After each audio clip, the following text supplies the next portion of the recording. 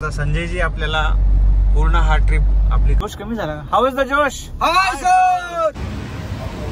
कुल्लडवाली चाय. हे बघा सगळ्यांच्या बॅगा नाही का अशा बॅग आपल्या महाराष्ट्राचे सर्व हे या ठिकाणी भेटलेले आहेत. जेव्हा पाऊस येणं चालू होईल त्यावेळेस तुम्हाला जिथे असाल तिथेच तुम्हाला स्टे करावं लागेल. त्यापेक्षा आणि गेले 1.5-2 तास झाला आम्ही ट्रॅफिक मध्येच थांबलेलो होतो. तर मित्रांनो, नवी दिल्ली रेल्वे स्टेशनला पोहोचल्यानंतर आम्ही स्टेशनच्या बाहेर पडलो आणि स्टेशनला बाहेर पडत असताना म्हणजे मागच्या साईडचा जो रस्ता होता त्या रस्त्याने आम्ही बाहेर पडलो. बरंचसा आम्हाला म्हणजे रेल्वे स्टेशनवर तिथे आमची गाडी थांबलेली होती, आम्हाला पायी चालत यावं लागतं आणि बॅग्स जरा आमच्याकडे जास्तच होत्या. प्रत्येकाकडे 2-2 बॅग्स तुम्ही बघू शकता. आणि या ठिकाणी आम्ही जी गाडी बुक केलेली होती नाही का, इनोवा गाडी आम्ही बुक केलेली होती पुढच्या प्रवासासाठी. आणि ती गाडी आता थोड्याच वेळात या ठिकाणी येणार होती आणि काही वेळातच बघा आता लगेच ती गाडी आम्हाला समोर दिसली. अभिजितने मस्त हात दाखवला गाडीच्या ड्रायव्हरला आपल्या आणि ही गाडी आपली या ठिकाणी पोहोचलेली आहे. आता आम्हाला पटापट यामध्ये आता सर्व बॅग्स लोड करायच्या आणि पुढचा प्रवास सुरू करायचा आहे.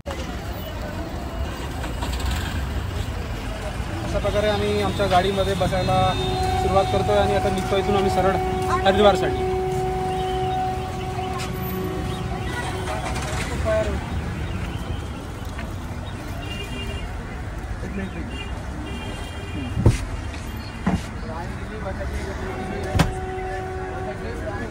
दिल्लीमधली गुड मॉर्निंग सगळ्यांना.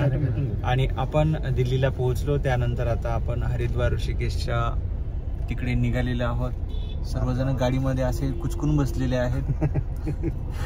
पाठीमागे आमचे 2 महत्वाचे जे धडाडीचे कार्यकर्ते आहेत आमचे, गडचिरोली नरेश श्री श्री श्री अमित तिवार आणि श्री श्री श्री अभिजित दातारकर. हा, ते पाठीमागे बसलेले आहेत. त्यांच्या त्या एनर्जीवर आणि कोणत्या स्तंभावर ते काम पुढचे तीन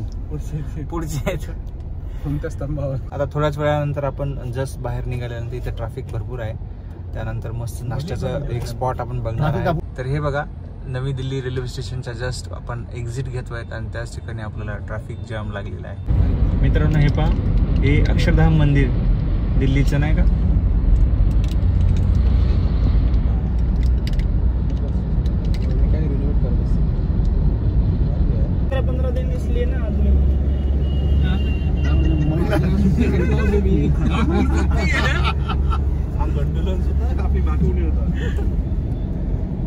हम पूरे फुर्सत से आए हैं.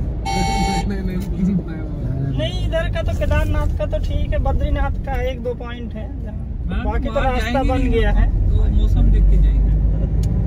बद्रीनाथ का थोड़ा सा रास्ता 1-2 पॉइंट है जहाँ पे उल्लन स्लाइड क्या है ना, रेलवे का रूट बना रहे हैं ना, रेलवे रूट बना रहे हैं तो बम से फोड़ते हैं ना तो खिसक जाते हैं, तो उससे ज्यादा चांस हो गया ये उल्लन स्लाइडिंग वाला. नहीं, पहले इतना नहीं होता. बाकी तो रास्ता बहुत बढ़िया बना दिए हैं. तर मित्रांनो, आपण नाही का दिल्ली मेरठ या आणि या रोडच्या आपल्या डाव्या हाताला गाझियाबाद आहे आणि या साईडला नोएडा, जे या साईडला नाही का नोएडा आहे आणि या साईडला पूर्ण गाझियाबाद आहे. असं आपण मस्तपैकी हरिद्वारकडे निघालेले आहोत. संजय नाम आहे, संजय.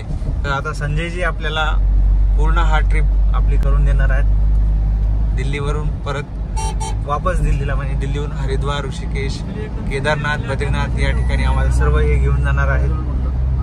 हे प्रॉपर मला वाटते आप लखनऊ के आहे ना जी, लखनऊचे आहेत आणि इथे दिल्लीला हे यांचं ट्रॅव्हल्सचं बिझनेस आहे. मित्रांनो, ह्याला काय मोठमोठ्या बिल्डिंग आहेत राव.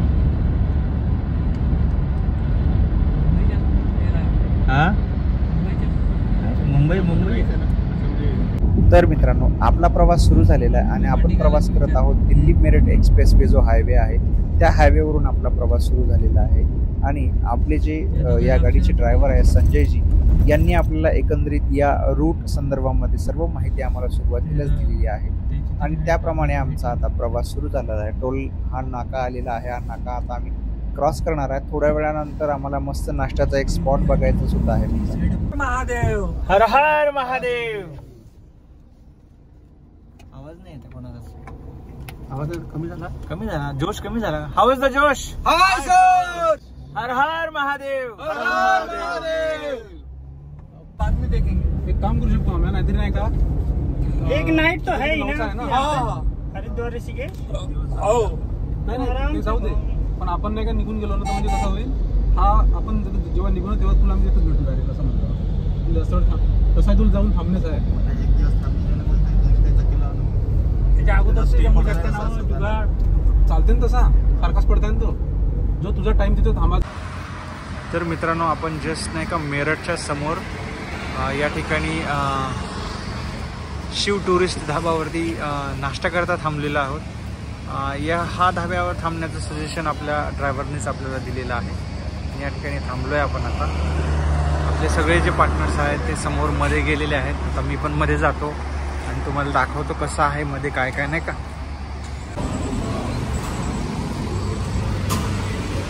बापरे खूप मोठा आहे आणि आपले कार्यकर्ते या ठिकाणी बसलेले आहेत.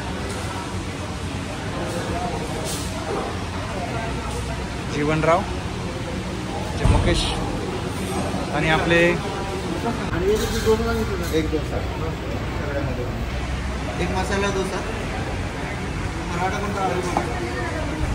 पराठा कोणता? आलू प्याज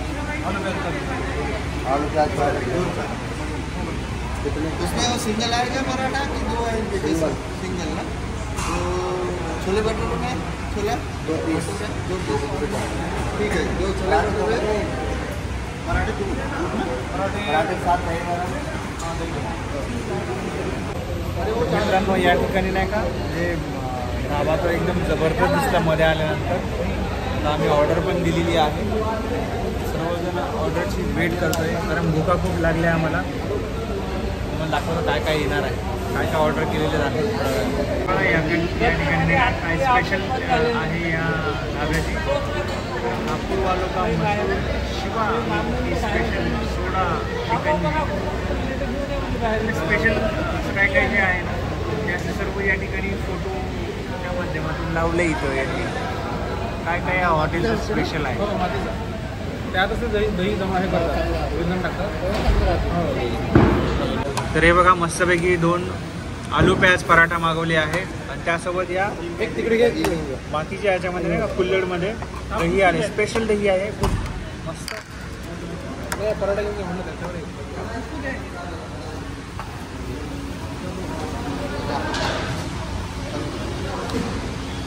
हा आला छोला भटुरा.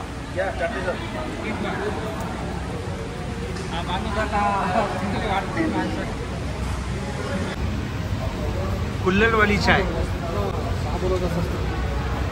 तर मित्रांनो मस्तपैकी नाही का आम्ही या शिव धाब्यावरती आता नाश्ता केलेला आहे. नाश्त्यामध्ये तुम्ही पाहिलेच असेल आम्ही मस्तपैकी छोला भटुरा, प्याज पराठा, त्यानंतर डोसे पण मागवले होते आम्ही आणि मस्तपैकी नाही का कुल्हडवाली चहा सुद्धा त्यानंतर घेतली. आणि सर्व घेतल्यानंतर आता मस्तपैकी गाडीमध्ये बसलो आणि पुढचा प्रवास सुरू केलेला आहे. आता अजून आमचं असं ठरलेलं नाही आहे की आम्ही हरिद्वारला थांबू किंवा ऋषिकेशला थांबू. तर आता ते पुढचा प्रवास करत असताना आता आपल्याला ते डिसिजन घ्यायचं आम्हा सर्वांना. त्याची चर्चा जी आहे ती चर्चा आमची प्रवासामध्ये सुरूच आहे की काय काय आपल्याला करायचं आहे, कसं पुढचं प्लॅन करायचं नाही का. तर मित्रांनो आपण आता हरिद्वारच्या जवळपास पोहोचत आहे. तिथून 70 किलोमीटर हरिद्वार राहिलेला आहे आणि आपण जस्ट त्या हायवेवरती थांबलेलो आहोत कारण पावसाचं वातावरण आहे आणि आमच्या बॅग्स आता बऱ्याचशा बॅग्स आम्ही गाडीमध्येच ठेवलेल्या आहेत.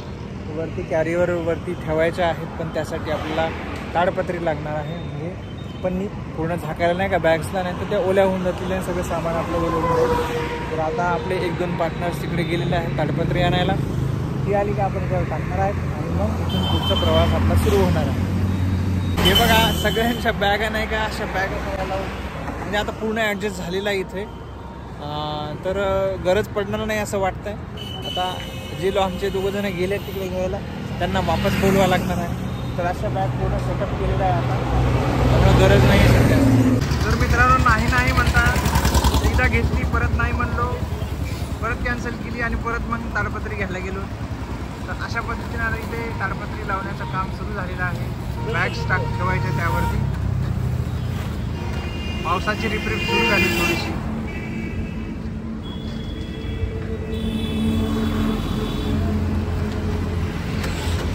तर मित्रांनो, प्रवासाच्या दरम्यान नाही का पावसाचं वातावरण तयार झालं होतं आणि आमच्या भरपूर ज्या बॅग्स होत्या त्या आम्ही गाडीच्या डिक्कीमध्येच ठेवल्या होत्या आणि काही आमच्यासोबत पण अशा सीटवरती ठेवल्या होत्या. त्यामुळे बसायला खूप त्रास होता झालेला होता.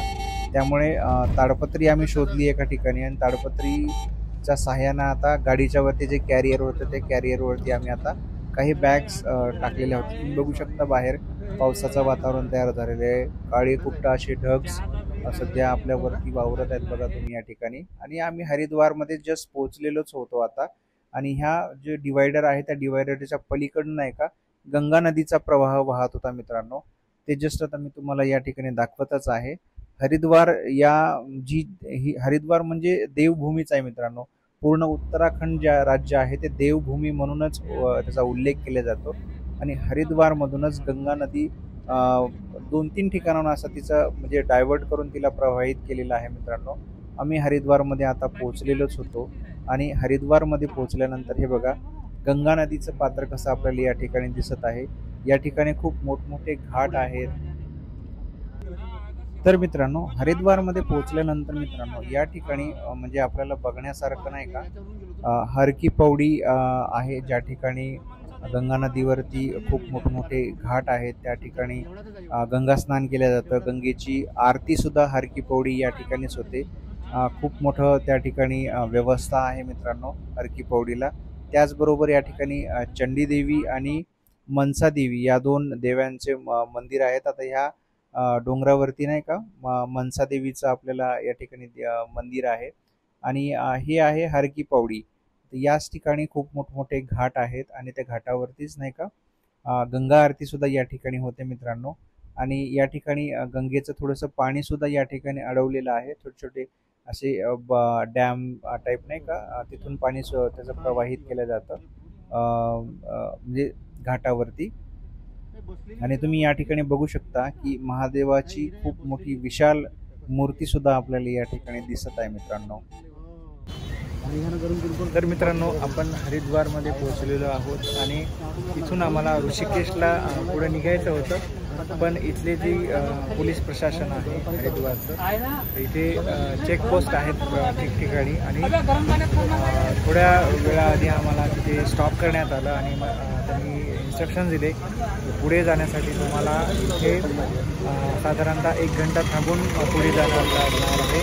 कारण काल दिवसभर इकडच्या परिसरामध्ये भरपूर पाऊस झालेला आहे आणि नीलखंड जवळ काहीतरी इन्सिडेंट घडलेला आहे. तिथे डोंगरावरून दरड काहीतरी कोसळल्याचं आहे असं काहीतरी या ठिकाणी सांगितल्या गेल्या आहे. त्यामुळे आम्ही आता या ठिकाणी जवळपास 1 घंटा थांबू हरिद्वारमध्ये आणि पुढे ऋषिकेशला जाणार आहोत आम्ही. तर सध्या आता या ठिकाणी चहा घेण्यासाठी आम्ही थांबलेलो आहोत. सगळे आमचे कार्यकर्ते इथं सर्च करत आहेत मोबाईलमध्ये काय काय सध्या सुरू आहे तिकडे नाही का. कारण इकडे यायचं आणि सगळे अपडेट्स आपल्याला सोबत ठेवावेच लागणार आहेत. तो आप फिर यही रुकेंगे कि कैसे? आप जाने के हैं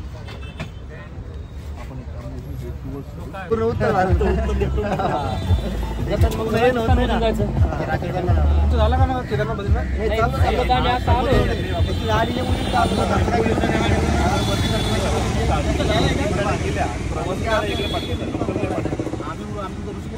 मित्रांनो, हरिद्वारमध्ये नाही का आपला जय महाराष्ट्र, आपल्या महाराष्ट्राचे सर्व हे या ठिकाणी भेटलेले आहेत.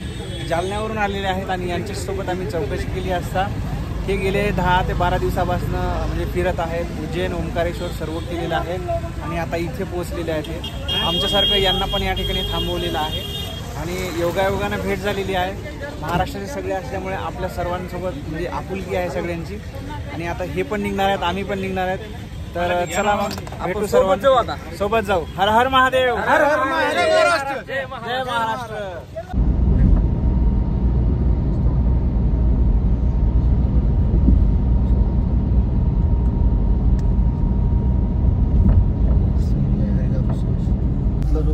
तर मित्रांनो, हरिद्वारमध्ये आपण आलो. हरिद्वारमध्ये इथल्या पोलीस असं होतं की म्हटलं आपण जाऊ दिल्लीला. प्रशासनासोबत त्यांनी सुद्धा हेच सांगितले की गेले 2 दिवस झालं वरती घाटीवरती नाही का केदारनाथच्या म्हणजे ऋषिकेशच्या पुढचा जो पूर्ण डोंगर भाग आहे त्या ठिकाणी गेले 2 दिवस झाले पाऊस चालू आहे आणि त्यामुळे बऱ्याचशा लँडस्लाईड झालेल्या आहेत.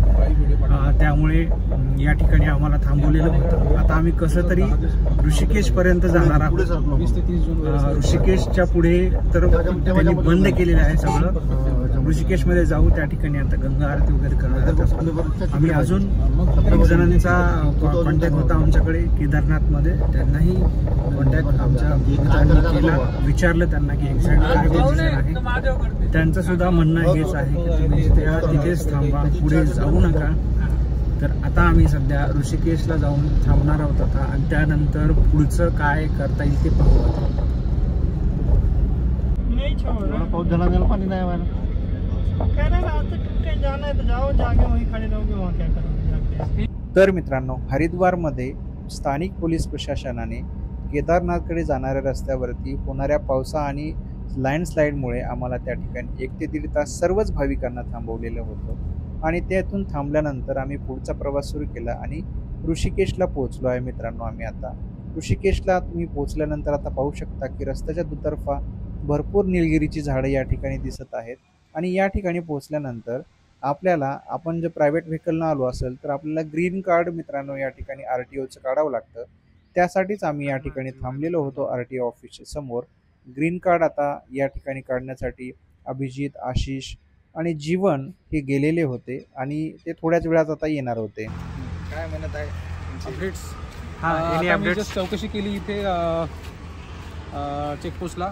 तर यांचं असं म्हणणं आहे की आता वातावरण थोडं चांगलं आहे, व्यवस्थित आहे, तर तुम्हाला जितक्या दूर जाता येईल तितक्या दूरपर्यंत जा आणि ऋषिकेशला अजिबात थांबू नका, स्टे करू नका, कारण वातावरण क्लिअर आहे आणि जेव्हा पाऊस येणं चालू होईल त्यावेळेस तुम्हाला जिथे असाल तिथेच तुम्हाला स्टे करावं लागेल. त्यापेक्षा बेटर आहे की आज वातावरण क्लिअर आहे तर तुम्ही रुद्रप्रयागपर्यंत जा किंवा गुप्तकाशीपर्यंत जा आणि तिथे जाऊन स्टे करा आणि तिथून मग तुम्हाला समोर केदारनाथ बेस कॅम्पला जाण्यासाठी इझी होऊन जाईल असं त्यांचं म्हणणं आहे.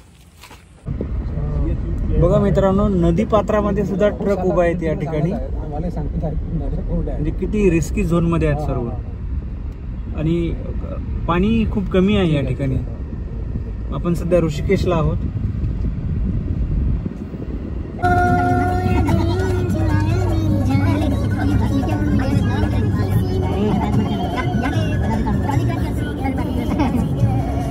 मस्त व्ह्यू आहे.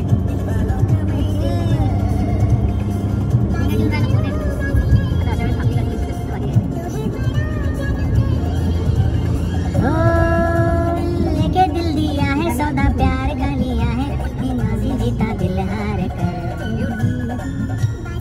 हार पे कुर्बान मेरा दिल नहीं लग जाए अगर हो जाओ बाजी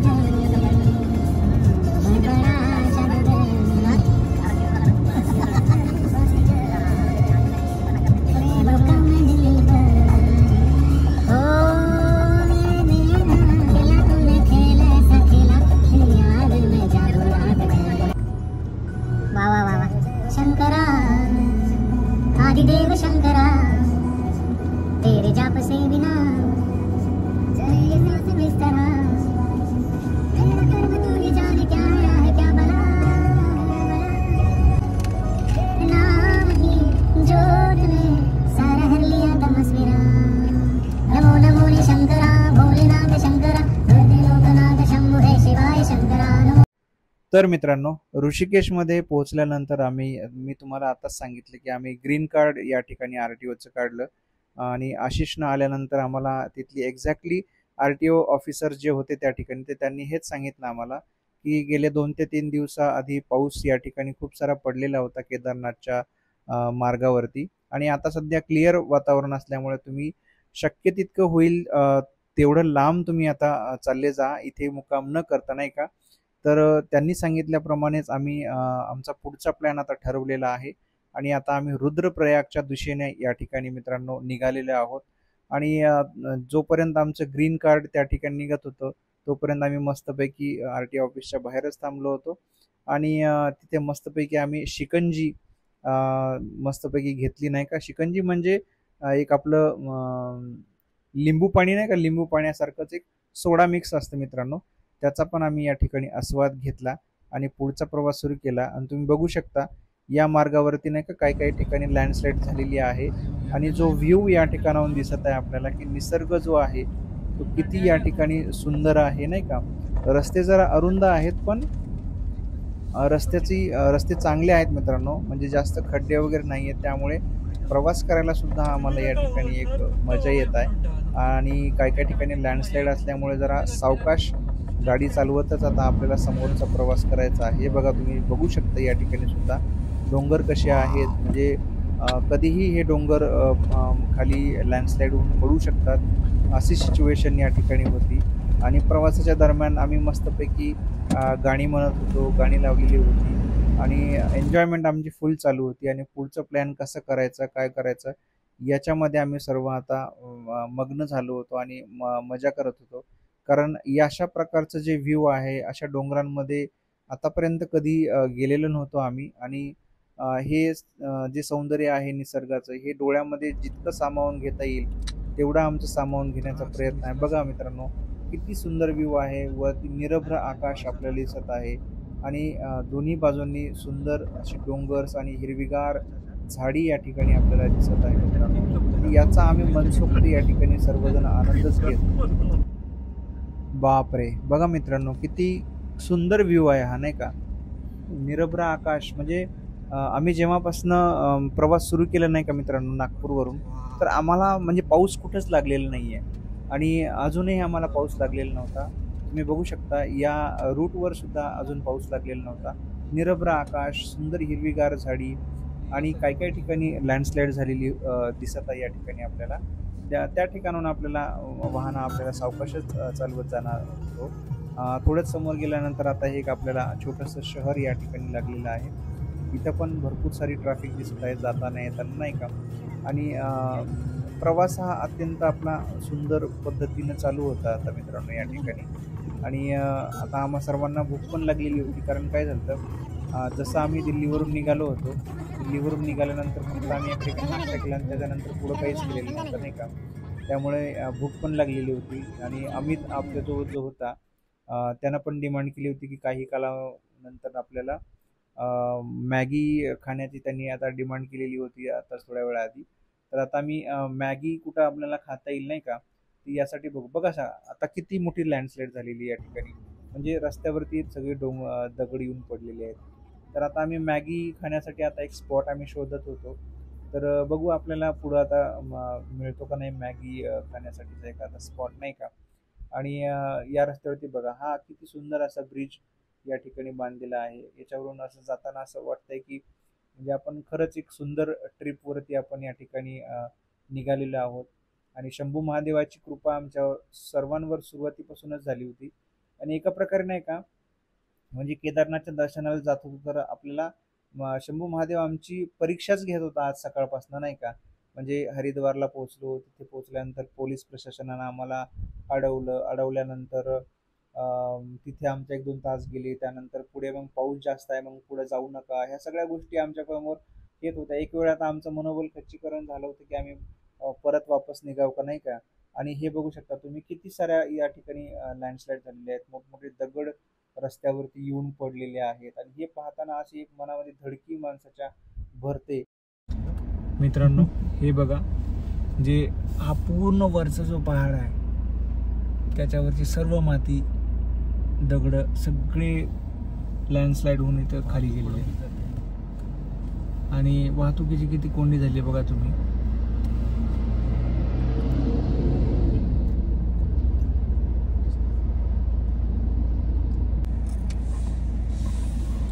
हे बघा मित्रांनो, इकडच्या वरचा जो डोंगर आहे त्या डोंगरावरची सर्व माती, दगड सगळे खाली पावसानं लँडस्लाईड होऊन खाली आलेले आहेत. आणि गेले 1.5-2 तास झाला आम्ही ट्रॅफिकमध्येच थांबलेलो होतो. हां, आणि बघा तुम्ही अक्षरशः किती मोठमोठे दगड इथे येऊन पडलेले आहेत. आणि या जस्ट रोडच्या साईडला नाही का गंगा नदी वाहते आहे. म्हणजे किती भीषण स्वरूपामध्ये सगळी परिस्थिती आहे इकडे केदारनाथला जाताना नाही का. तर या सगळ्या गोष्टींचा तुम्हाला सामना करूनच जावं लागेल इकडे. आता रोड क्लिअर झालाय. हे बघा कसे रस्त्यावरती असे दगड पडलेले आहेत वरचे. हे बघा या ठिकाणी सुद्धा बघा अशी माती वरतून वाहून आलेली आहे. पुरी माकावून घेत आहे आम्ही इकडे बघा. हा उद्या ते बरोबर.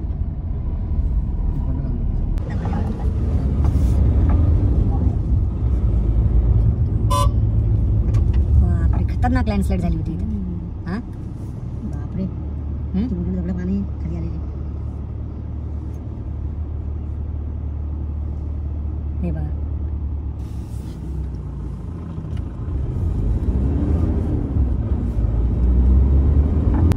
या ठिकाणी पण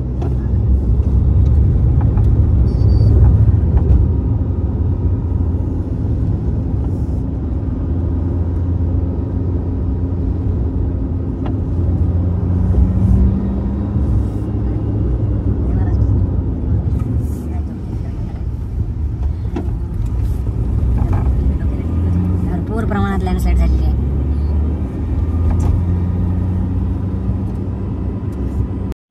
अरे बापरे, बघा मित्रांनो किती मोठी लँडस्लाईड या ठिकाणी झालेली आहे.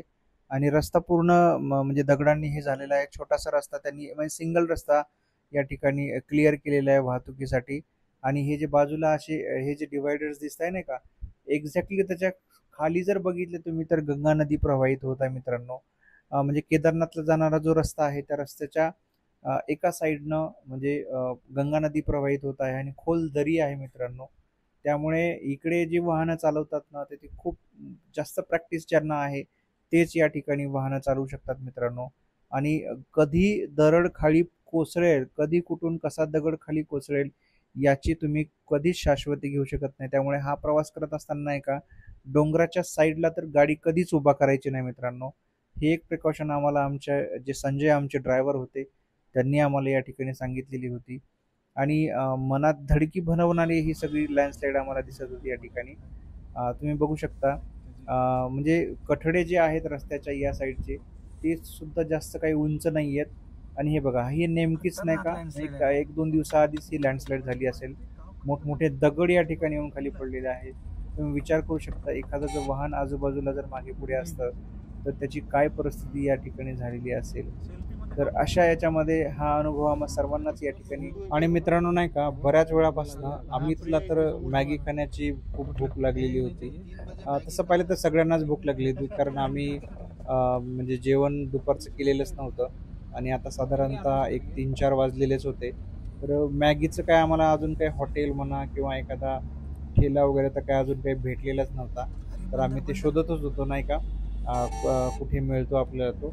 तर त्याच्या शोधामध्येच आता आपला प्रवास सुरू झालेला आहे. हा आपला व्लॉग जरा मोठा होत आहे मित्रांनो रुद्रप्रयागपर्यंत पोहोचण्याचा. तर आपण त्याचे 2 पार्ट करत आहोत. त्याचा एक पार्ट हा आपला इथपर्यंतचा प्रवास आपण दाखवलेला आहे आणि पुढचा पार्टमध्ये आपण पुढचं जो आहे आपण रुद्रप्रयागपर्यंत पोहोचण्याचा आपण त्यामध्ये सर्व गोष्टी तुम्हाला मी दाखवणार आहे मित्रांनो. तर चला मग.